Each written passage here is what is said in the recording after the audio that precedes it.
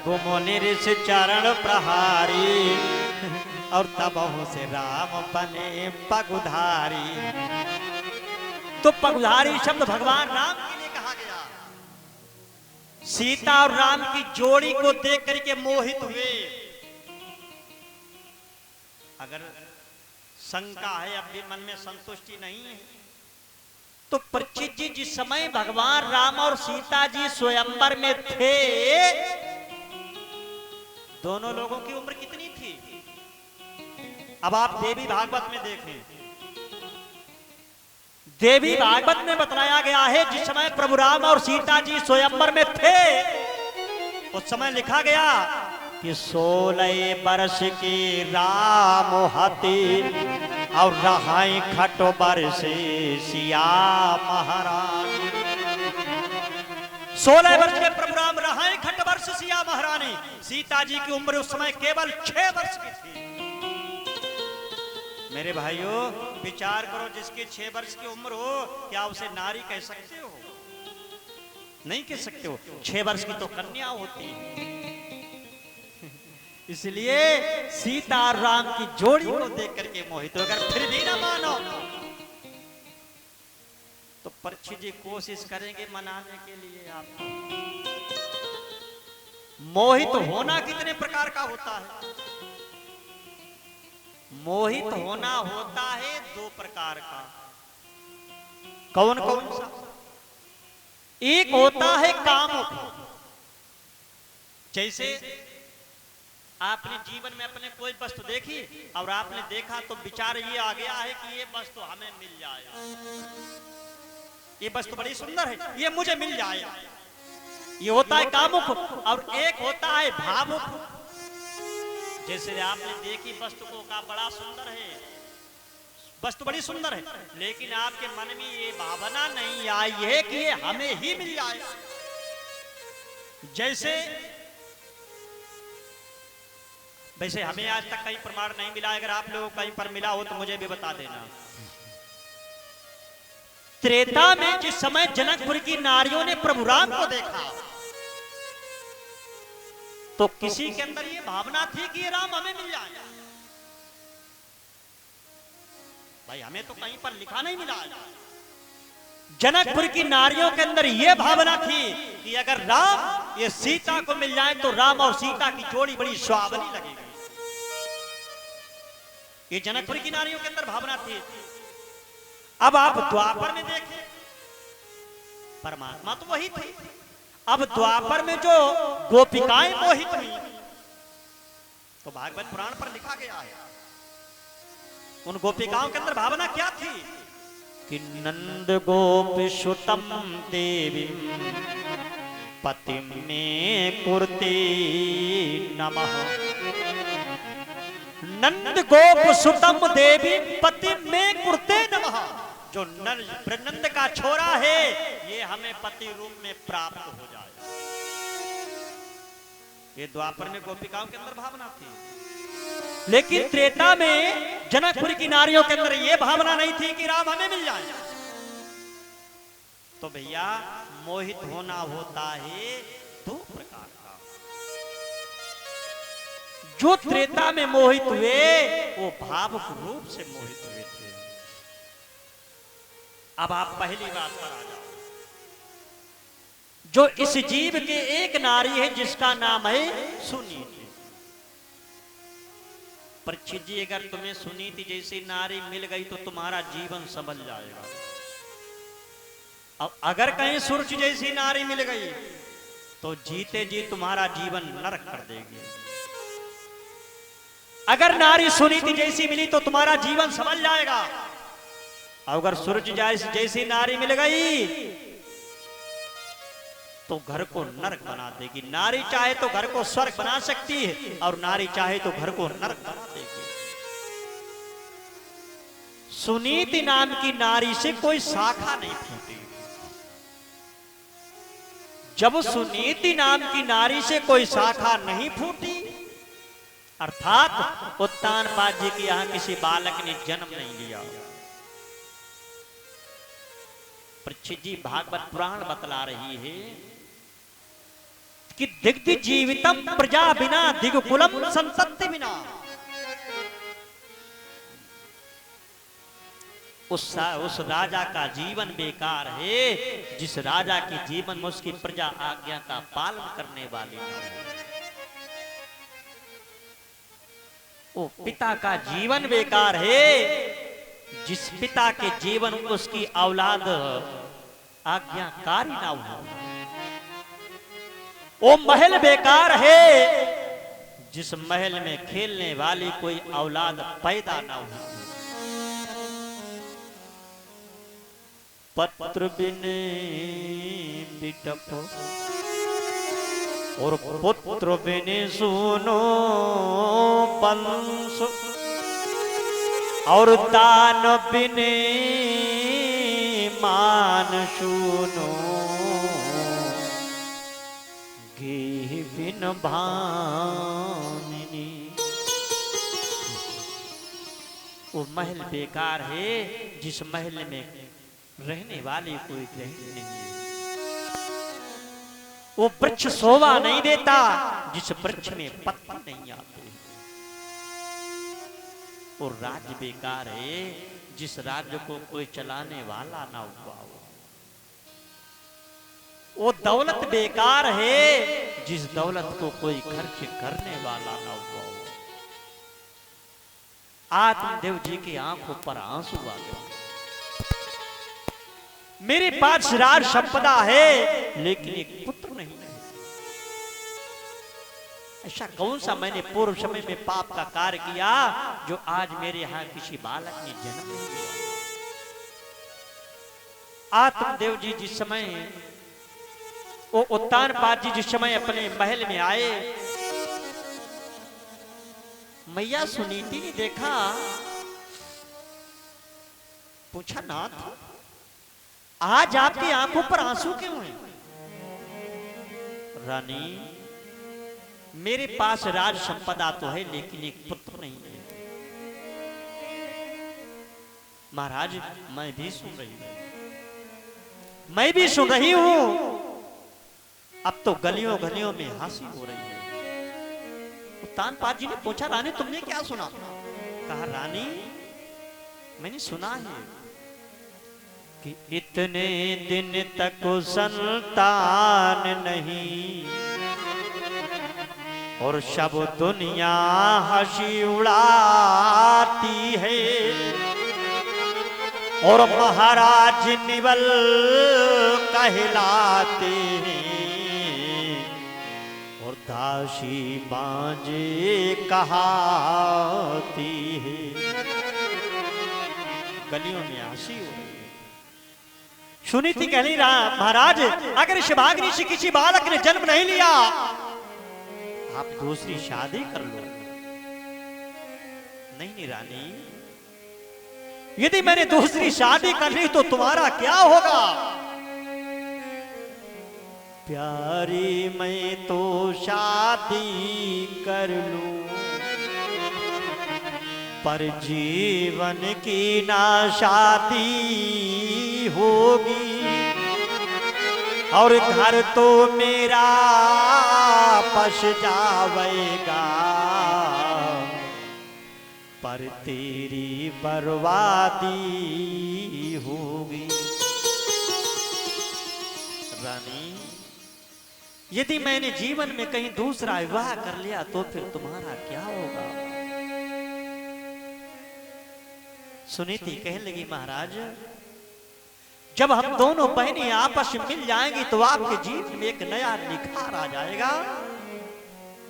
अवश्य आप दूसरी शादी कर लो नाथ। कि बोली सुनीत नीते नाथ और जब हम दोनों मिल जाएंगे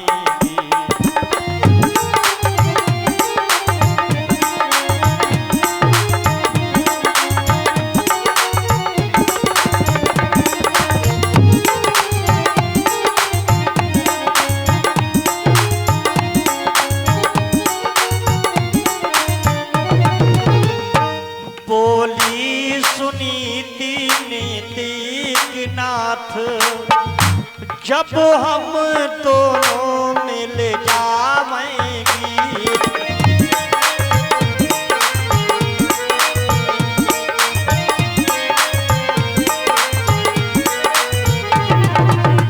संगम अक्षय फट होगा, संगम अक्षय फट होगा, फिर आँखों में बिठलाऊंगी।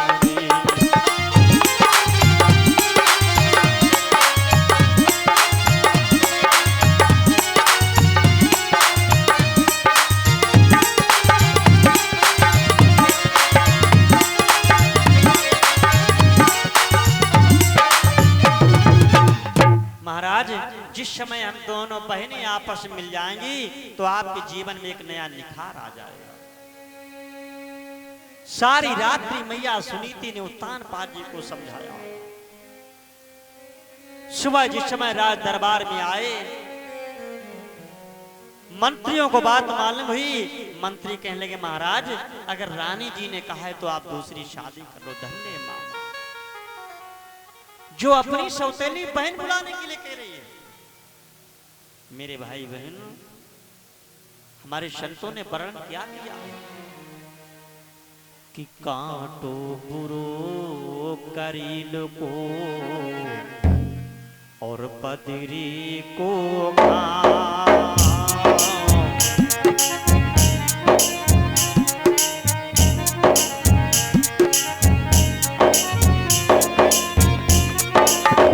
कांटो बुरो करील को और बदरी को शौत चूनी की नहीं भाली, नहीं शादी को काम हो रामा, नहीं शादी को काम।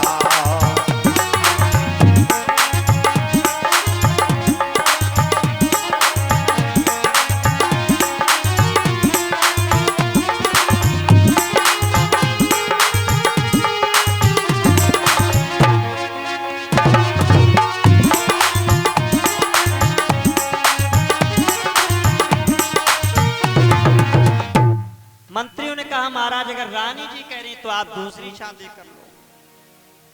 अब दूसरी शादी जिस समय उत्तानपाद जी ने रचाई, अब आई है सुरुचि। अभी तक थी सुनीति।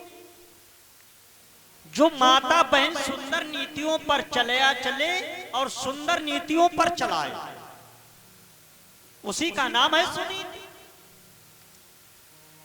लेकिन जब सुनीति नाम की नारी से शाखा कोई नहीं फूटी, भैया शाखा जीवन में कब फूटती है?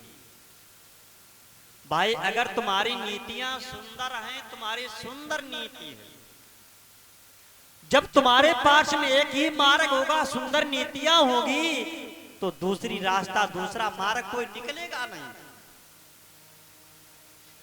जब सुरची की डोली आकर के दरवाजे पर रखी गई, मैया सुनीति ने विचार किया कि महाराज मेरी सौतेली बहन आई, आज हम जाकर के अपने महाराज की आरती करेंगे। आरती की थाल लेकर के मैया सुनीति जिस समय देहली के पास आई, और तब तक परीक्षित जी सुरची के पास मंथरा पहुंची गई। नाम की मंथरा नहीं थी, वो काम की मंथरा थी। सुरची से जाकर कहा, रानी जी महाराज की एक शादी हो चुकी है। एक शादी हो गई? हाँ। सुरची ने उत्तानपाद जी को बुलाया, आप इधर आइए। उत्तानपाद जी, क्या बात है रानी, क्या तुम्हारे विवाह हो चुका है? हाँ। और जब तुम्हारे एक विवाह हो चुका तो फिर हमें यहाँ क्या धड़ झुकने के लेकर आए हो? महाराज मैं जीवन भर एहसान मानूंगी। ऐसा न करो इतना राजन, और डोली को वापस करवा दो, और तुम इसके साथ बिहार करो, मुझको बिहार में पहुंचा दो। जब एक तुम्हारी नारी थी, तो मुझे व्यर्थ ही लाए हो, और वही भोग भोगने काफी थे, क्या भाड़ झोंकने लाए हो।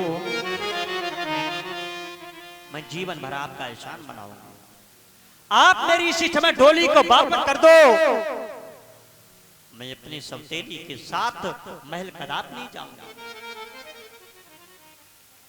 अब मैया सुनीति ने विचार किया, शायद आने वाली बहन महाराज से कुछ कह रही है। आरती की थाली तो वहीं रख दी।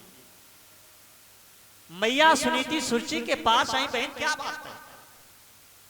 अरे तुम डोली से उतर करके महल के अंदर चलो, मैं रानी नहीं हूं। अगर मैं रानी हूं तो केवल सेवा पद की रानी हूं, मैं रानी नहीं टहलनी हूं, और जब जैसे आज्ञा पाऊंगी, और 2 रोटी बहन दिए रहना, मैं तेरा लाले खिलाऊंगी। मुझे तुम्हारी दौलत नहीं चाहिए, राज नहीं चाहिए। इस भागनी से किसी बालक ने जन्म नहीं लिया, आपकी गोद में जो बालक आए मुझे बालक खिलाने के लिए देना, मैं तुम्हारा लाल खिलाया करूंगा, मुझे केवल 2 रोटी दे देना। सुरची कहने लगे, मैं तुझे अपना बालक दूंगी। अरे तू तो डायन है, डायन। या तो किसी दिन मेरे बालक का गला घोट करके खा जाएगी, नहीं तो किसी ना किसी दिन तुम मुझे जहर खिलाएगी। इतना सुना तो मैया सुनीति की आंखों पर आंसू आ गए। मैंने आस लगाई थी आने वाली बहन जो आएगी उससे पुत्र होगा, मेरी गोद में आएगा। मैया सुनीति उत्तान बाजी के पार पहुंची। नाथ, मैंने बड़ी भूल की, जो मैंने अपनी सौतेली बहन को बुलाया, फिर भी आने वाली मेरी बहन से कुछ भी आप नहीं। मैया सुनीति सुरची के पास आई, बहन तुम डोली से महल के अंदर चलो उतर करके, और मैं महल को छोड़ करके जा रहा हूं। उतरो बहना दरियाओ, अपना घर देखो भालो तुम, मैं घर को छोड़े जाती हूँ, अब अपना काम संभालो तुम। अरे बहन, तुम इस डोली से उतर करके महल के अंदर चलो, मैं तुम्हारे महल को छोड़ करके जा रहा हूं। मैया सुनीति ने जाकर के उत्तान पाजी के चरण स्पर्श किए। स्वामी, बहन से कुछ भी आप मत कहना। मैया सुनीति खेतों पर जाकर के झोपड़ी बना करके रहने लगी। सुरची महल के अंदर पहुंची। मेरे भाइयों, जो सुरची और सुनीति के बीच में हुआ था, आज हमारे आपके घर में वही हो रहा है।